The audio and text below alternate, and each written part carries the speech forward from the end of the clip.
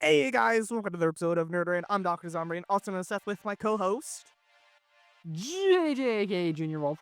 Now, gotta start off with saying, Fortnite had an event, but honestly, I don't know if I really want to talk about it because I just really don't have a lot to say. And my expectations were low. There's still some questions I need to be asked. Gameplay-wise, first time I did not reach tier 100 since Chapter 2, Season 7. That's 20 seasons, unfortunately. But if you want to hear my thoughts, and JJ, you also have thoughts, right? I'm assuming you have thoughts. If you want to hear JJ's thoughts, tune in next week because we will absolutely be covering the event in Chapter 7. As for this week, if we're going to be talking all about Hytale, Game Awards, Gaming's back. Tune in for the entire thing because there's a lot of stuff we're going to be covering. I'm pretty excited. I don't know about you. I'm very excited. But first of all, what was I gonna say? Words? I was gonna say words. There was a Minecraft thing that happened that I wanted to talk. That's right. No, it's what I was talking to you about. I was referencing something with the 144p in 2 frames. Oh? Somebody was trying to beat Minecraft on a receipt printer. It was printing out 1 frame every half second. And it was 144p. When they tried to open their inventory, it didn't work because they couldn't see it. But they were literally playing it on a receipt printer. Oh my gosh. Did they have to, like, change the paper every, like, 100 They killed a frames? forest. They killed a forest in that playthrough.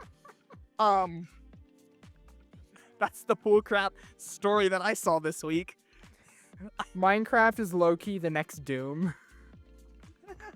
No, it's not. No, it's not.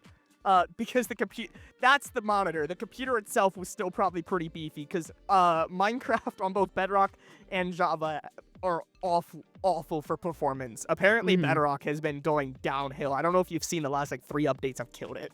Yeah. I've seen so much negativity.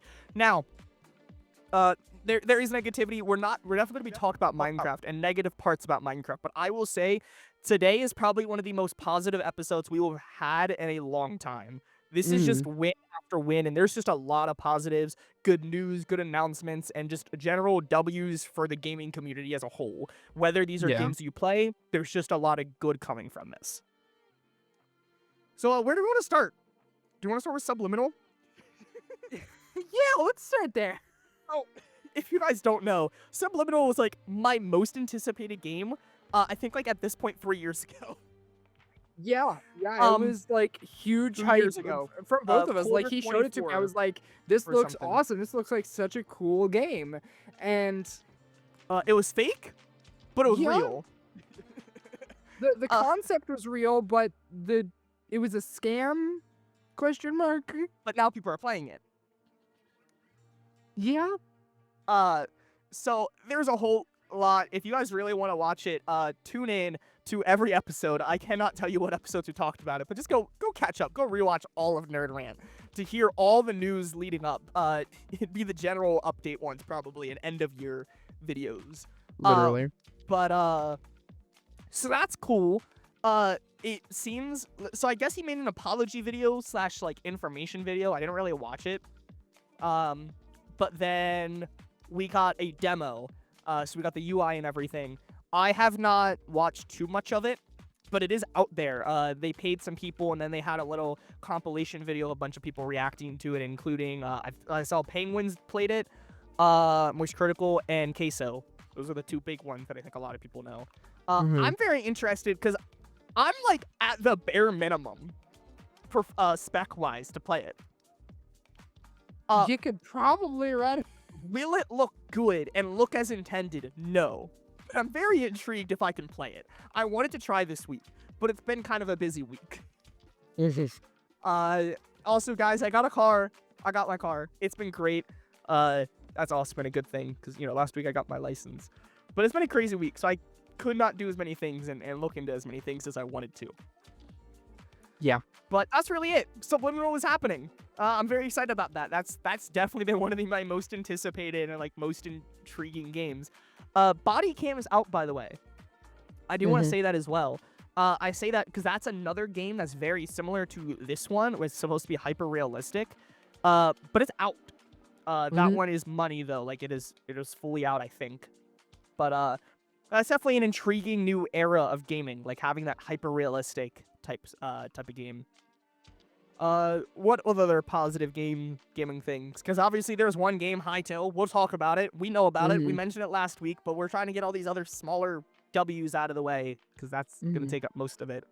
I did Game want to Awards. mention was the before the other Game thing. Awards. Oh my gosh, why am I drawing a blank? I just had the train of thought. Dispatch. I wanted to mention Dispatch, because I know it's technically was nominated for a category in the Game Awards, but I wanted to bring up just how, I mean, for one, how amazing this studio is. Just like, I don't know if you've seen how this studio has been interacting with like the gaming space, but they have been so amazing and just so like generally uplifting to all other studios. Like, it's been just awesome to see. Like, they did, I've seen there's been like some art going around and just like some statements by them that are just like them like congratulating other games and other studios on their successes, especially when it comes to indie titles. Because like obviously these people, they made Telltale games back when Telltale was still a studio, or I guess before they went bankrupt and then became a thing again. But they're veterans when it comes to making games like this, and then being able to go into their own studio and not have to live under that corporate name now. They're just like, they're free to just be awesome people, and they are absolutely doing that. I think it's just great seeing stuff like that and Team Cherry. Like, it's really, because I've seen so much negativity towards developers. I will say there's definitely certain developers that do need to do better. Like, not every developer is innocent. But 9 times out of 10, it is the corporate stockholders that are ruining your games. Call of Duty, it is not all of the developers that are ruining it. Like, Treyarch, like, I've heard multiple times from insiders and stuff like that they wanted to get rid of skill-based matchmaking, and they couldn't because Activision said no. Actually, Modern Warfare 3 wanted to bring back prestige mode and all of these things people have been asking for, and they were told no. It is the corporate people. So games like this that actually are able to break away, these studios that are able to break away and have that freedom, generally can just thrive. And that is so nice to be able to see this year. Just studios thriving. Anyways, yeah, any other game? Or are we also going to talk about just how thriving indies are? yeah, let's get into it. So, the reason I say that is we got the Game Award nominations. I probably should have pulled this up. I have it, don't worry. Okay. I will read them off real quick. So we have For Game of the Year. 30, yeah, for Game of the Year, we have Expedition 33, Death Stranding 2, Donkey Kong Bonanza, Hades 2, Hollow Knight Silksong, and Kingdom Come Deliverance 2. So yeah. How many of those are indie, JJ? 3, if not 4. I don't know what Kingdom Come Deliverance is or who it's made by, but that one's also indie. if it is, then that would mean 4 out of 6 are indie. Kingdom Come 2, who made it? It says CryEngine. Warhorse Studios / Deep Silver. Indie game. No, Kingdom Come is not an indie game. It's an action RPG. Deep Silver. Who's Deep Silver? Never heard of that Deep looks Silver. very familiar. I'm not sure specifically. But anyway, that's still half of them. But yeah, Even like, if it's 3, that's still 3 half out the of 6 nominations. are indie. We can very, very clearly, like, I think 90% of people will say Donkey Kong. Why is that here? Like, I'm sure it I've was a great generally game. heard positive things, though. I'm sure it's a great game. Like, a lot of people are saying it's a lot like Donkey Kong Mario Odyssey, which I loved Mario Odyssey. That is an awesome game, in my opinion. If I ever get a Nintendo device, I will be 100%ing that game because it looks awesome. And I'm sure this one's the same. But in a year where we got Hollow Knight Silksong and Expedition 33, I'm sorry, it's a step down. Like, Yeah. But it's also Nintendo, and I feel like we just need Yeah. Nintendo in there because whether the Nintendo did well, they did release the Switch 2. So I think just having, I wonder if that's a big thing. Like obviously Mario Kart World's not well received. I mean, I've heard it's decent, but it's really just, HD Yeah. deluxe, right? Literally. Like there's really nothing special about it. But Donkey Kong Bonanza was the first main product on the Switch 2. And I wonder if that's part of the reason why it's nominated. Like, this is the first one of a new generation in 7 or 8 years since the last Nintendo. So I wonder if that gave it some extra points. It wasn't necessarily the game itself, but the launch of a new product. So that's Donkey Kong. Death Stranding 2 is very interesting to see. I have not played much of 1. I've played maybe like an hour or 2. I've enjoyed it. It's definitely a different type of game, and if you don't like slow-paced games, don't play Death Stranding. Don't put yourself through it. I think Kojima himself has a very specific way of telling stories, and personally, it's not my thing, but I can see that there is appeal there. Like, I can see how people could, like, be absolutely marveled at this, because he is a good storyteller. He writes great plots. It's just the method in which he goes about telling those stories isn't personally my thing. And I'm just excited to see that on there due to that. Like, it is a much slower pace. Like, I think Anime Awards is a great example of there are stuff that should win. Like, Frieren should have won Anime of the Year, but Solo Leveling or Jujutsu Kaisen. Like, it's these mainstream action games. So the fact that we have a game that's not so action-paced and more slower-paced, story-paced is very exciting to see in the nominations. Yeah. Hades 2. This is the one, no, the one I've heard the least is Kingdom Come. I have heard decent things about it, though. I haven't heard anything negative. But Kingdom Come's kind of there, unless you have anything to say about Kingdom Come. Nope. Hades 2, though, is definitely, I think, the newest one on this list. No, no, I think... Well, I guess, I don't know, because I think Hades 2 had, like, a beta phase where everybody was able to play it, but it wasn't out yet. I think it was, like, a part 1, like, demo type thing. But, like, full release, I think this is the newest of all of them. And generally, Hades 1, I've heard incredible things. I've heard it is top 5 of the category of game that it is. Like, roguelike, it is I'm pretty sure, right? Huh? I think it's a roguelike, right? Roguelike, yeah. So I've heard great things. So I've heard great things about Hades 2 from that beta trial thing. So, but that one is definitely, again, on the weaker side. Not because it's a bad game. The main ones are Clair Obscur Expedition 33 and Hollow Knight Silksong. These two are, like, huge titans this year. Like, it's not nobody God was of War prepared for PlayStation these. or like or Elden Ring FromSoft. It is indie studios. These tiny little studios, like Team Cherry is what, 12 guys? I think it said, like 3. Literally. Oh yeah, that's right. I'm thinking. It was studio. 3. Yeah, 3 guys on 3 Team people Cherry made this game. They could have released it probably 2 or 3 years ago, but they said their words. They were having fun, so they just waited. They just wanted to keep working on it because they were having fun. So like, that's pretty dude, great. If that doesn't tell you your game's in great hands, I don't know what does. And also, Silksong also broke records because I don't know about you, I cannot think of in our lifetime a game-breaking console in both PlayStation and Xbox, Nintendo, and PC on launch day. I've heard PlayStation crashing. I've heard Steam crashing. But both? Because generally it's only on PC, so Steam crashes. Or it's on a console game, so PlayStation, Xbox are overloaded. But all of it, including Nintendo over there, all struggling? But what's even crazier is it did to that level, and it's still not even in the conversation from what I've heard, because everyone's saying Clair Obscur Expedition 33. I have not played it, I have not seen much of it, but from what I've seen, it just reminds me of an Elden Ring, and just that high quality visuals, audio, and then this one just has a really good story. That's what I've heard. I think I might play it eventually when I have more money. I think the reason that this game is resonating with a lot of people is, you know, the popularity of Final Fantasy, right? Like, you know how many people love that game, like that series, just in general. That is a insanely popular game series. And one of its main things throughout the series has been that it usually uses turn-based combat, right? Mm-hmm. I think this game is the first one in who knows how long to use turn-based combat in a way that isn't turn-based.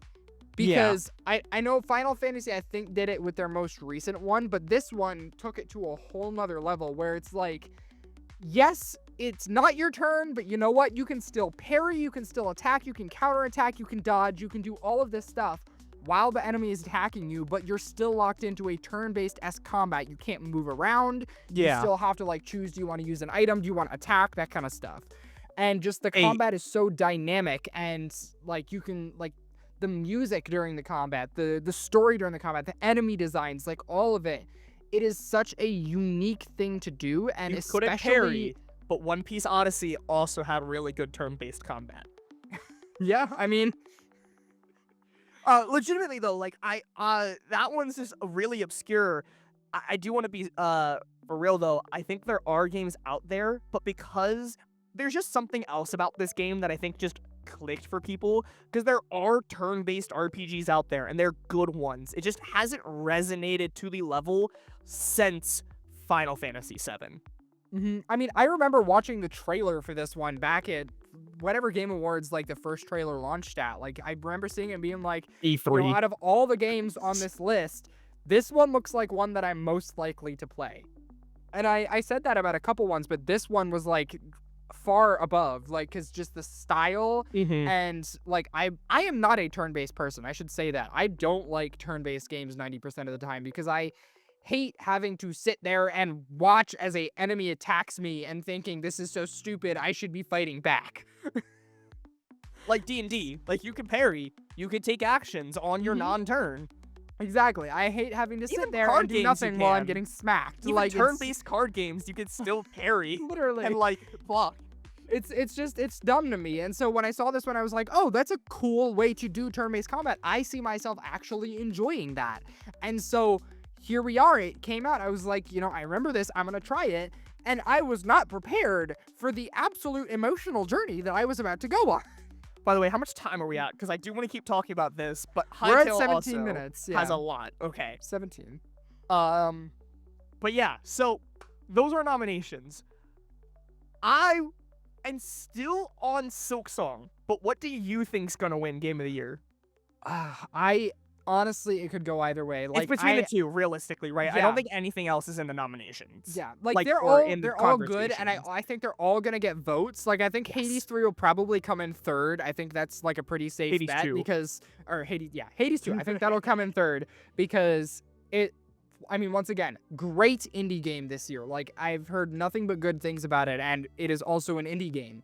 I think it's a solid chance either that or Death Stranding will come in third. I think Kingdom Come will probably be last. But Yeah, because there's just too many Nintendo fanboys to like not get it at least fifth. yeah. But Silksong and Expedition 33 are both amazing games, and honestly, I would be happy with either one. I winning. would be. Usually, I would be. I'm like, if this game doesn't win, then it's rigged because there's no reason the other ones should win.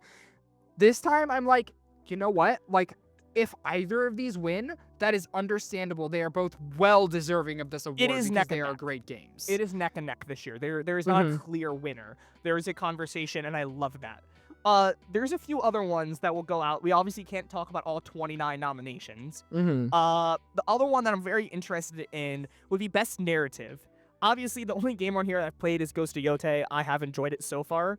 But what I would be really interested to see if Death Stranding's just the narrative would beat out Claire Obscure. I don't think so, but I would be very happy to have that different type of story win. Yeah, I could see both of those going neck and neck in this category. Like, Ghost of Yotei is great, but Ghost of Yotei once is not- again, it's I just don't play like, story games. But I enjoy think it. that's the biggest, probably in terms of open world story games that is released in the past year. Like, I do think it probably beat out the Assassin's Creed Shadows in and popularity and Borderlands reception. everything. I yeah. definitely think I think it's Yotei big, was but up there. I think in general its story was not the thing that No. made that game good, and so when it comes down to narrative, I definitely think the other two have a much Yeah. better shot. There's a lot. I do want to call out best indie game here as a category too, Okay. because shockingly we Which have one? a lot of Is there just best indie game? yeah, best independent game is what it's called. You got Absalom, Ball X Pit, Blueprints, Clair Obscur Expedition, Hades 2, and Silk Song. Obviously, it's gonna be tough for anything to Ball win, X but Pit, honestly, I Expedition enjoyed 33 that. and Silk Song. But like, in terms of what's in here, like Blueprints, I Blueprints saw, was like, great. a Blueprints was absolute great. ton of people playing that and loving it throughout the year. I personally haven't seen it yet, but the Really, reception, you're gonna like yeah. it. You're gonna like it. I feel like it's really up your alley. Also, my thing, like, it's not loading. This is so unfortunate. But yeah, like as far as indie games go, these are all very big games that made it mainstream this year. Like, I have heard a lot of things about all the games in this, unlike last year where it's like I heard of maybe 2 of the indie games in the category. Yeah. What's the other one? Best indie debut game. It is actually down to 4 nominations. Did you see what happened with that? No, what happened? Wait, you didn't see it? Okay. So there was another game, Megabonk. Great game. I saw it like maybe peak like 100,000 on Steam, like maybe more. Like it did well. But the developer said, "Hey, this is not my debut game. I did it under a different name before, so I would like to resign from the nominations." So, do you know the game Carlson? No. Do you know Danny Dev?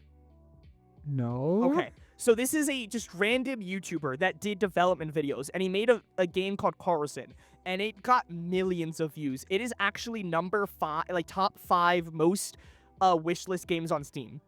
Like top 5. And he fell off the face of the earth. Oh.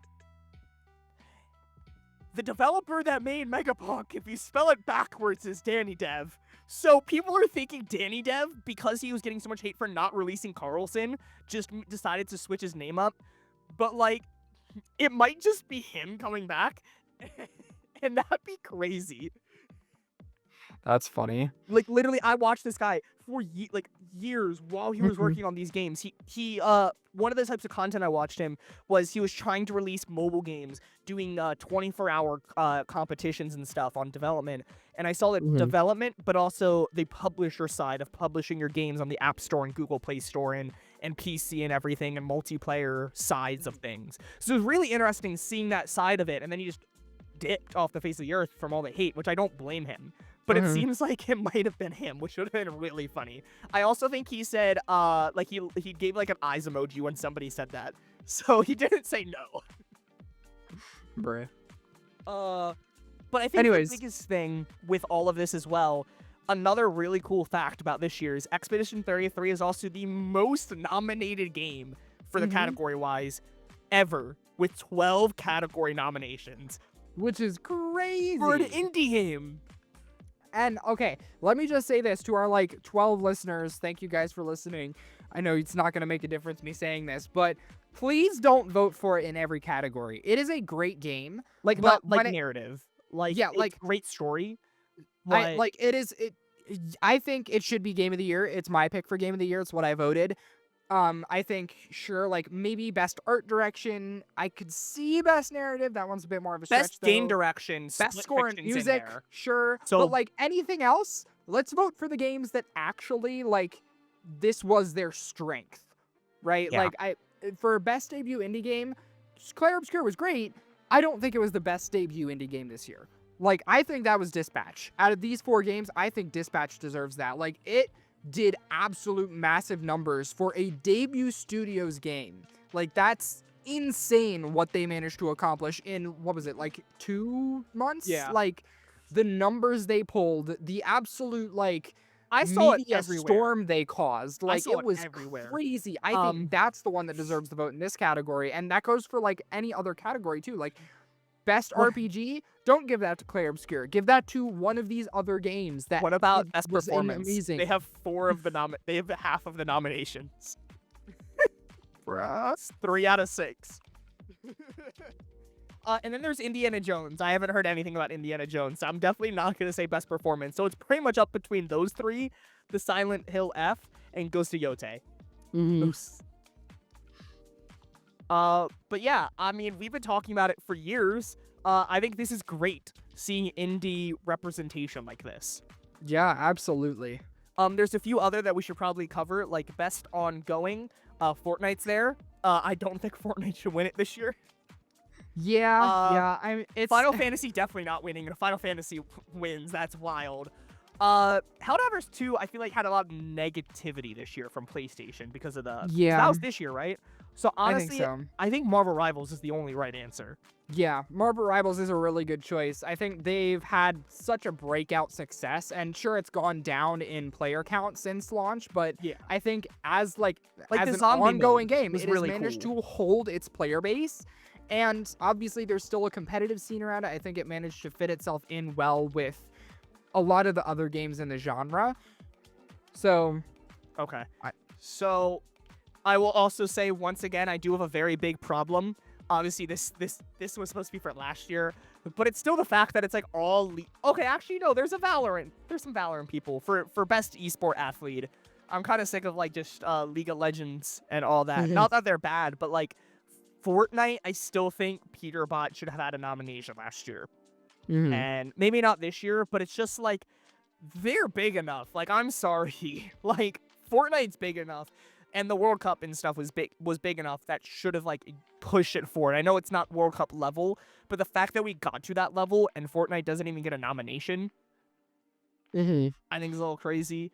Best multiplayer game. What do we got in here? Arc Raiders is in there. So for your Arc Raider people, there you go.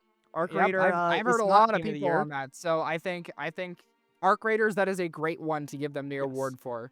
Not Game of the Year. Sorry, like that's not a conversation. Now if they did something a little bit more unique, like multiplayer can win, but the last time we had a multiplayer Game of the Year was Overwatch 1. But the problem is, what does it do to signify it in a multiplayer setting? It doesn't do anything. It doesn't revolutionize multiplayer experiences. That's what we need for a multiplayer game to even be nominated for Game of the Year. Yeah. Content Creator of the Year, Moist Critical. Oh, this is different than what I saw. What was the other one I saw? And Queso's not here. What's this? Queso won last year, didn't he? Yeah, but I thought he was at least nominated again. No, I I mean, you saw might have saw the something. golden joysticks. I know Maybe that that's was what I circling saw. around. Because I'm seeing like Moist Critical and Kai Cenat. I'm like, I don't remember seeing them nominated. So maybe it was that one. Then is there any other big one that we want to do? Community support? Best community support, sure. What are the nominations for this one? Because it's not loading again. Baldur's Gate 3, Final Fantasy, Fortnite, Helldivers 2, and No Man's Sky. I've seen a lot of No Man's Sky in here. I've heard good things, not like directly, but I've heard generally positive things about that game.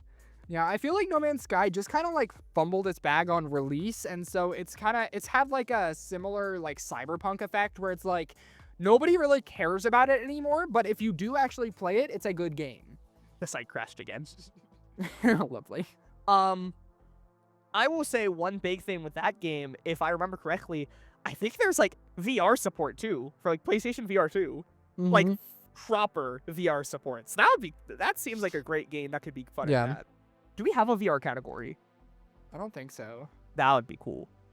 And then there's no. Best VR AR. Here we go. Let's see what's in here. Alien Rogue Incursion, Arcan Age, Ghost Town, Deadpool VR, and The Midnight Walk. Midnight Walk, I saw the trailer for that, and I was really intrigued by that. I don't know the game itself, but that one I was actually really excited about. Yeah. There was one other one. Best adaptation. Where is it? That's at the This bottom. is one. That's definitely here. So best adaptation. And I saw people saying that this category just needs to be removed completely, and I agree, because it's really just an ad. It's just like to advertise these things. Because a Minecraft movie, no matter how well it did, I feel like was an awful adaptation, and I will say this continuously, like the community itself just was not a part of it. Like they didn't care. They need to rethink this category. Like I feel like best adaptation kind of I But- mean, it but even says also here, the fact recognizing outstanding creative work that faithfully Yes. and authentically adapts a video game to another entertainment medium. I understand the concept here, but a do lot of too. times that's not what they're trying to do with these things, Yeah. right? It's either let's try and bring the story of this game to a new medium, or let's try and tell a completely different story in the same universe. And when it comes down to it, that doesn't really fit the description of best adaptation. Like, Minecraft movie, sure, it wasn't what Minecraft fans wanted, but as a kids movie, it wasn't that bad. No, and And- it's not like a bad movie individually, but just for a Minecraft movie and something that we've been waiting for a decade for, it was not it. Yeah, it was a bit of a letdown. But you know what? That doesn't mean it's complete garbage. I just don't think it deserves to be in a category that it's about And recognizing For and Sonic faithfully 3. adapting something. Yeah, For Sonic 3's 3. not here. It's not here. And I've seen a lot of people saying it's because it released in December of last year, apparently, like the end of December. So that's technically outside of last year's Game Awards, but also outside of this year's, which is so dumb, by wait, the way. there's just like so the nominations were out like beginning of this month. So that means just anything in December just doesn't count. Yep, literally, apparently, if you release anything in December, it doesn't count for Game Awards, which is so insanely stupid, because Sonic 3 was probably one of the best gaming adaptation movies that we've ever gotten, period. And so the fact that it's never going to win an award for that is outrageous. Okay. JJ, what time are we at? We are at 31. Cool. Let's switch gears. We'll come back and we'll do an episode on all these winners and we'll discuss. First of all, I think we should end with the question: do you think a Minecraft movie is gonna win? Because honestly, all these other projects I have not heard enough about to even win. I think it could be that or Devil May Cry. I think that is the only other one that stands a chance, and I think it's specifically because it is in an anime art style and a lot of the weebs will watch it. Okay, so is this a new one? Devil May Cry? No, 'Cause I think I've it's- seen that name multiple times. Well, I in think it's anime. a game and a book, isn't it? Okay, it's Devil May Cry Baby. It's Oh? a different show. Because I'm like, I've seen this. I'm like, why is it here? Like, this is not new. It's from 2018, Devil May Cry Baby. That one is a very much rated R. I'm going to say rated X. That was wild. Wild when I saw. I could not get past 10 minutes. Dang. It was wild. I'll tell you about it afterwards, but that's why I was very confused. Okay, so Devil May Cry Baby is different from Devil May Cry. Got it. Hytale! Yeah, let's talk about Hytale. So guys, Hytale is, real. Can you believe that we got Hytale development, announcement, cancellation, and we're gonna get the release of it before GTA 6? Literally. Like, this game has been in development for, what did they say, 8 years? 7 years, 8 years? Yeah, 2018, I think. Yeah, so that's And been it, like and it was 8 in years. development before that. So I'm Mhm. gonna say like 8, maybe 9.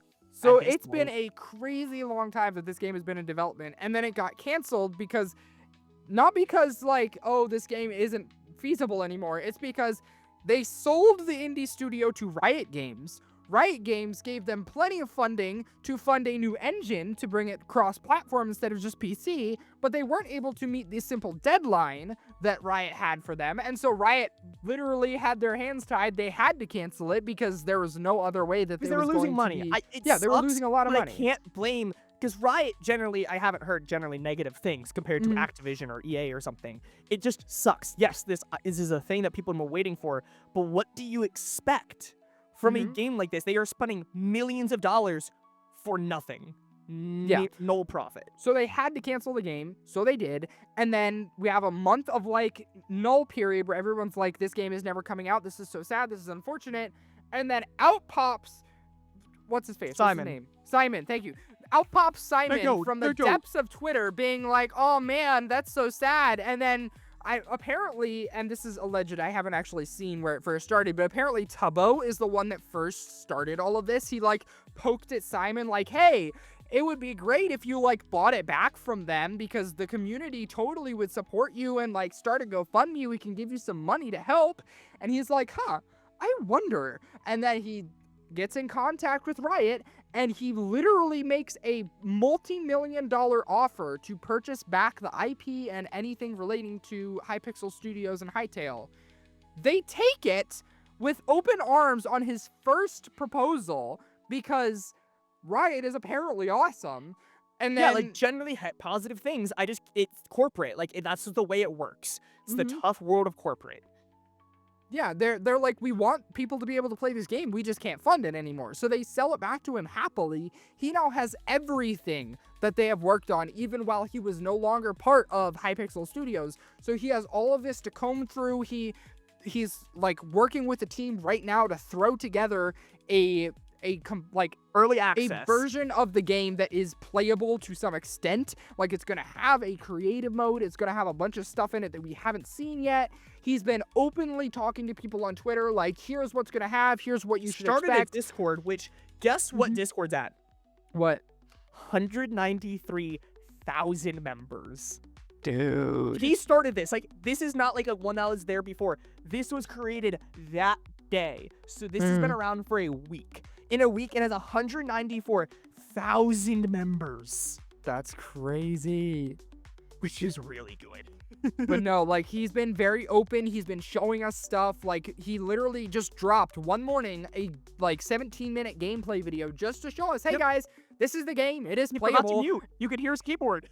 Yeah, literally. And, like, you can see it. Like, it's just gameplay. Like, straight gameplay. No, like, he's not trying to hide anything. He's just showing us the cool different elements just to be like, hey, it's here. I'm not lying. I have everything. We're just working out legal stuff, and then I'm giving it to you. Early access, literally. Speaking of early access, we're going to start off with, before we dive deep into all the specifics about Hytale itself, because now we actually know what Hytale is, it is releasing early access January 13th next year. We now have a countdown, less than 50 days, till Hytale is playable to the public, and for the low price of $20 for the base edition. Dude. It is $35 for supporter, and if you want to be a curse breaker, it is $70. Now, mind you, it seems like a lot to pay $70, right? This is like Minecraft. It should be priced like Minecraft. I think Minecraft is $20, isn't it? Or is it $25? It's like 7 different prices. For like Bedrock, I think it's like $20, $25. Depends unless you have on Game the, Pass, like, then it's free. Because you also have technically a deluxe edition of Minecraft. I don't know if you remember that. So, but yeah, like base edition is like around $20. So it makes sense for it to be priced similarly, even though, and this is debatable to many people, but I think this game is going to be balanced better than Minecraft. But $20, great price point, super affordable. Everybody's going to be able to engage with this at that price. Like, if you could buy Silksong, you can easily buy Hytale, and it's going to be well worth your money. The supporter edition, like, obviously, the people who have been here a long time and following Hytale's plan, I think this is going to be the most popular. Like, I think this will be bought more than the $20 version because people want to give money to help support this development. Like, this game is worth more than $20. Now, people will happily pay that and get some extra stuff on top of it. If we move to a launch, like an official launch, I'm talking, this is definitely going to be a year down the road at least, then we might go and see more of the $20 being sold. But right now, while it's an early access, the people that want early access have been here and they're willing to spend $15. It's not $30. It's not double the price. It's not $40. It's not $50. It is $15 extra dollars to support the game. And I definitely see at least 50, 75% most likely of people at least wanting to give that extra 15 to support this. Yeah, which I'd be happy to. That's probably the one I'll end up buying. But I do want to mention this $70 version, they plan to make it well worth it because not only are you going to get extra stuff like cosmetics and whatnot on release, but they also said throughout at least the next 10 years, when they update the game, they will be adding more cosmetics, and people who bought that like super premium version will get these new cosmetics for free. Not all of them, but like they said, they will be constantly dropping stuff for the people that bought the $70 version because they want to make it well worth it.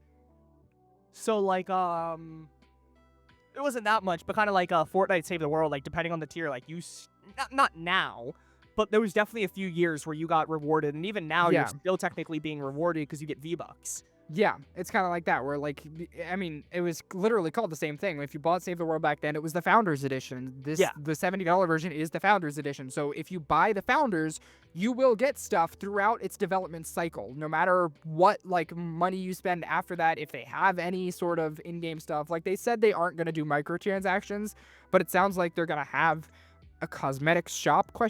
I imagine it'll be kind of like Minecraft, but apparently you're gonna get a bunch of those for free if you're a founder.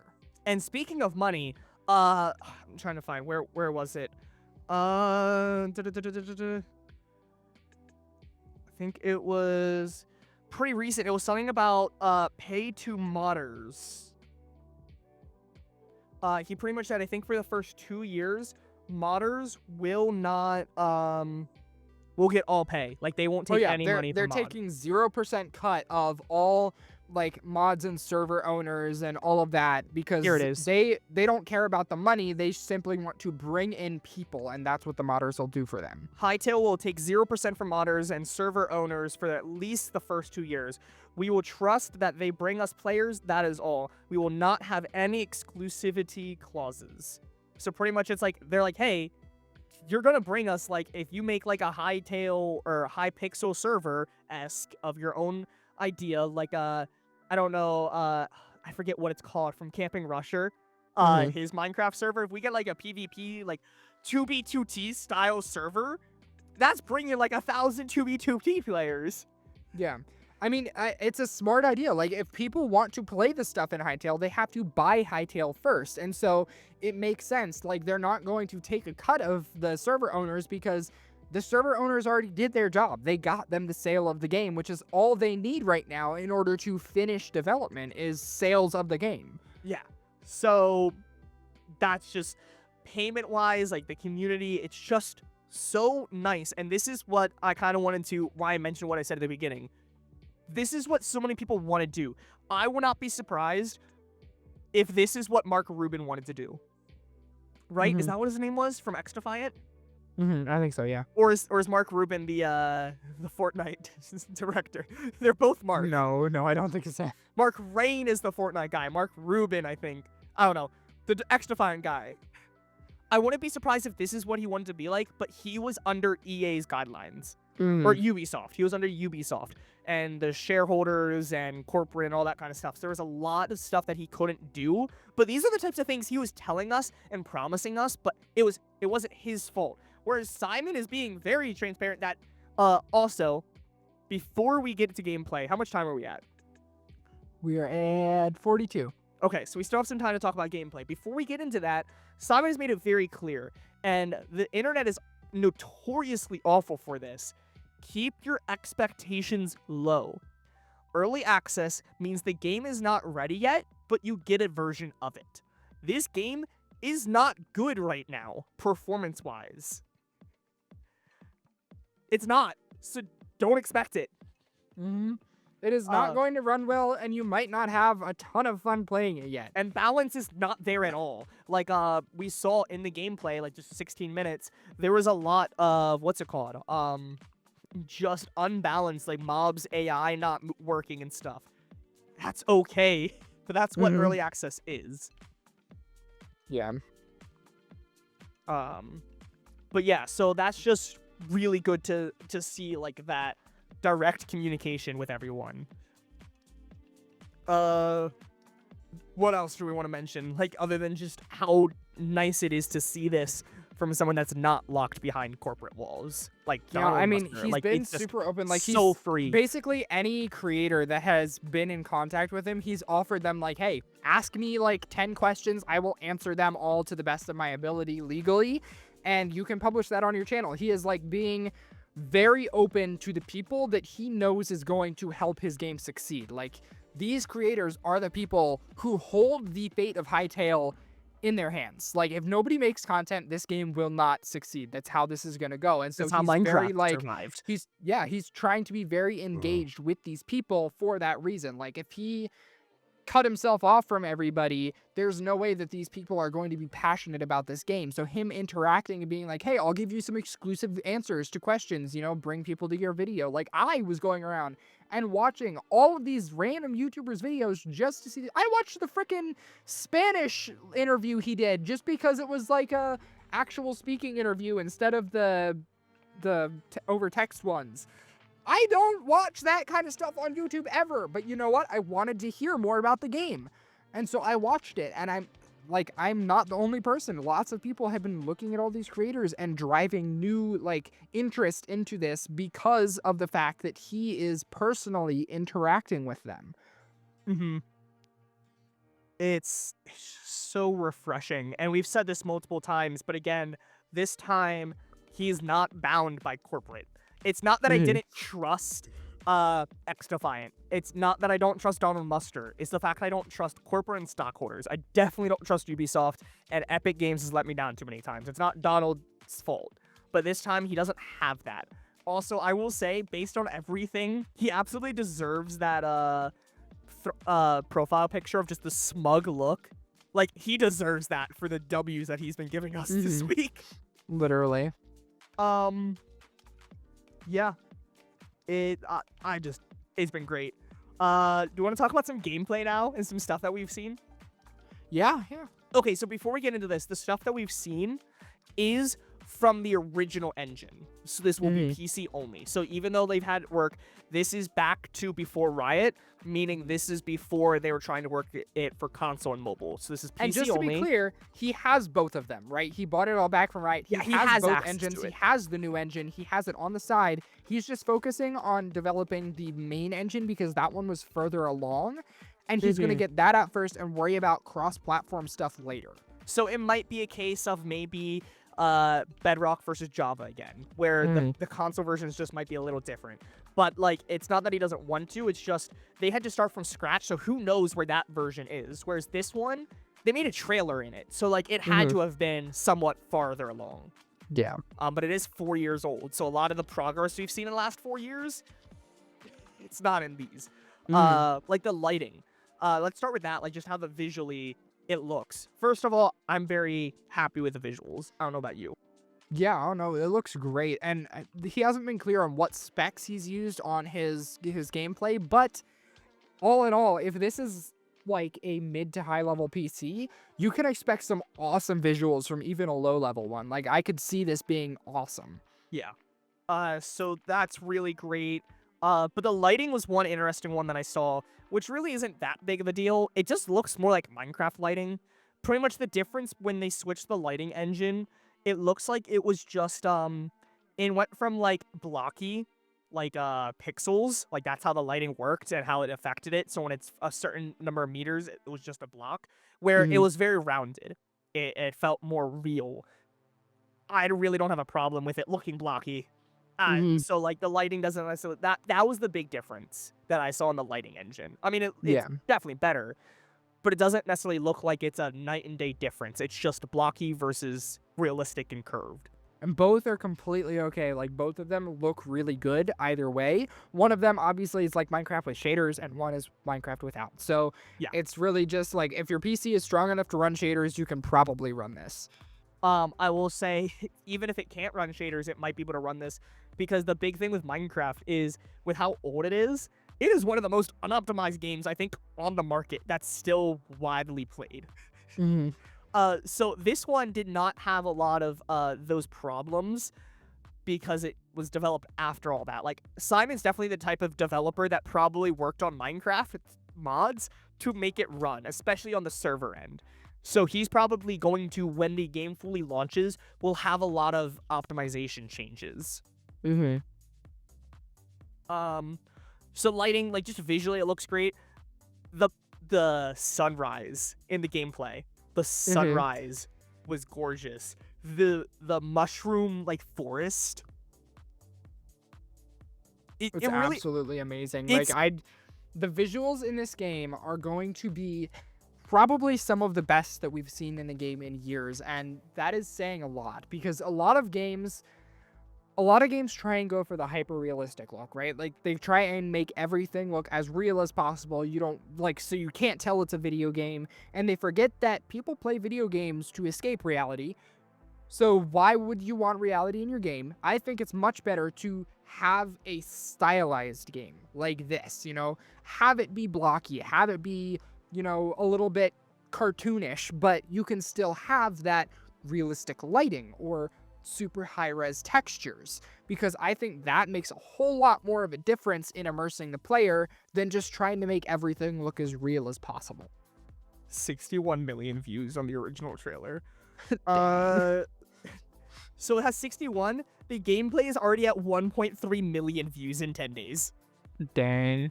So, I'm just trying to pull it up so I can rewatch and look at certain things. Yeah, visually it looks great. Honestly, a lot of people are saying this is Minecraft. It is, right? Not Minecraft, but like it's coming from Hytale, which is a Minecraft server. But I will say gameplay-wise, for the survival aspect, feels like it's going to be more 3D Terraria. It's going to be a lot more RPG combat. I was literally thinking that. Like, this Terraria. Seems like if you took Minecraft, took all of the most popular mods that people put on, like for animations, for additional mob variants. Yeah. Furniture mods, that stuff. Anything that most people would put into, like, a mod pack for a survival playthrough. mod packs, too. Like, nothing too crazy. It's just better animations, and here's a cool couch. Make all of that vanilla, and then blend it with Terraria, add Terraria's bosses, mobs, their, like, even the lore of the world, like, the fact that the zones, like, each zone you go through is, like, harder and harder, like, it seems like they're literally blending the two ideas. The OST is one thing I'm really excited about, because I think Soundtrack, that is honestly one of my least favorite aspects of Minecraft. It's just not there. There's not really an OST. It is a random soundtrack that plays randomly. That's one reason why I love Terraria. Every time I go into a biome, I just hear a really good song, but it also is a gameplay element that I know when I am in a new zone. Yeah,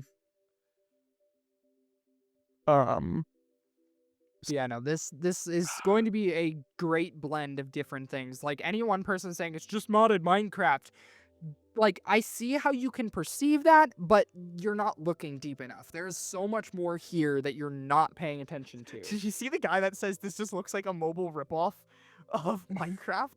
And I'm like, okay. I don't know what mobile ripoff you're playing, but can I have it?